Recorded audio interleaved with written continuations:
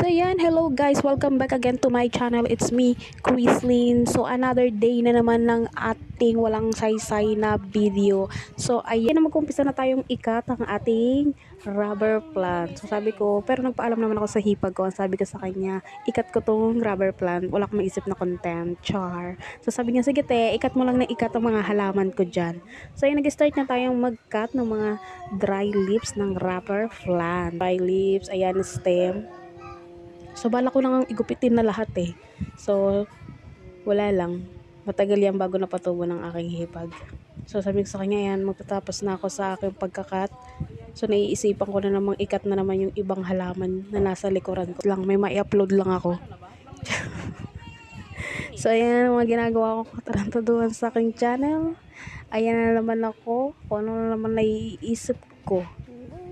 So ayan, nandiyan na, malapit na akong matapos sa pagkakat ng mga dry leaves. Talagang tinatagalan ko yan guys, para matagal yung oras ng aking video. And then after nga pala yan, aayusin ko siya. Wala lang, tamang ayos lang. Ay nako, ingay.